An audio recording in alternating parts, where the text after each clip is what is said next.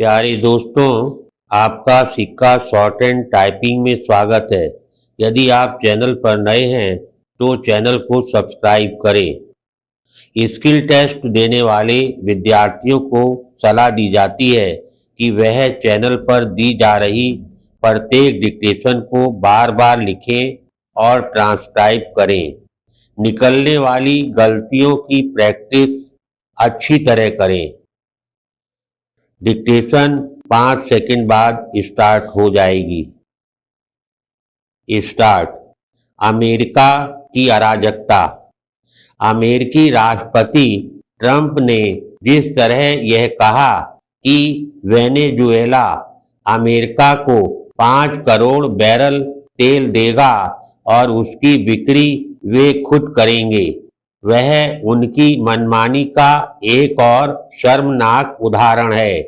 इससे यही सिद्ध होता है कि वेनेजुएला पर अमेरिकी सेनाओं के हमले का मूल उद्देश्य इस देश के तेल संसाधन पर कब्जा करना ही था।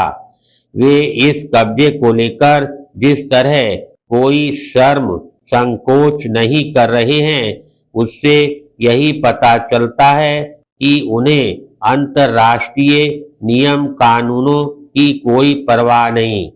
वे सैन्य शक्ति के मध्य में चूर होकर यह देखने से भी इनकार कर रहे हैं कि उनकी अराजकता किस तरह विश्व को संकट की ओर धकेल रही है। वे अपनी हरकतों से विश्व के दबंग देशों को मनमानी करने का लाइसेंस दे रहे हैं।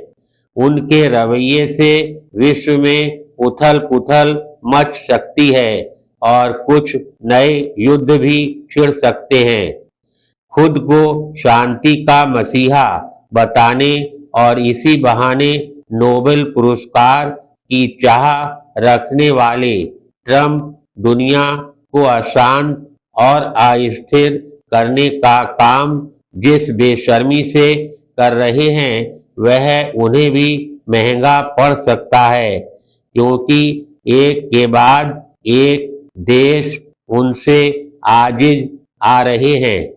उन्होंने जिस तरह डेनमार्क के अर्ध स्वायत्त क्षेत्र ग्रीनलैंड पर बलपूर्वक कब्जा करने की धमकी दी, उसके बाद वे यूरोपीय देश भी उनसे खफा हैं, जो हर बात में उनकी हाँ में हाँ मिलाते थे।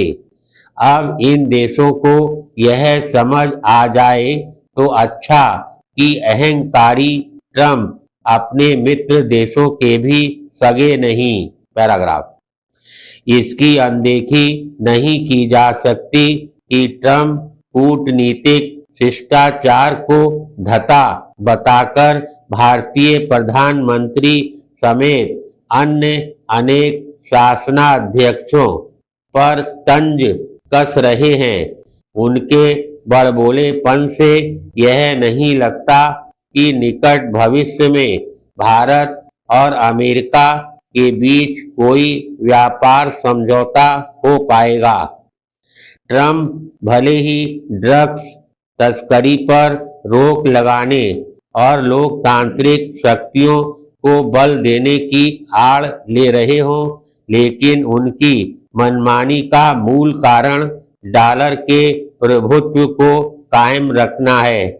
डॉलर के दबदबे के पीछे एक बड़ी भूमिका तेल व्यापार में अमेरिकी मुद्रा का चलन है। क्योंकि अमेरिका एक लंबे समय से मनमानी करता चला आ रहा है, इसलिए विश्व के देशों ने डॉलर से दूरी बनानी शुरू की। जब इराक और लीबिया ने ऐसा किया तो उन पर हमला किया गया। वेनेजुएला ने भी डॉलर के बजाय अन्य मुद्राओं में तेल बेचना शुरू कर दिया था। हालांकि तेल बिक्री खरीद में रूस और चीन भी डॉलर से परहेज कर रहे हैं, लेकिन ट्रंप का इन देशों पर जोर नहीं, इसलिए वे कमजोर देशों को अपना निशाना बना रहे हैं। वे यह नहीं देख पा रहे कि उनके अराजक रवैये से डॉलर का वर्चस्व कायम नहीं रहने वाला, क्योंकि उनकी दादागिरी विश्व को डॉलर में व्यापार न करने के लिए ही विवश कर रही है। धन्यवाद।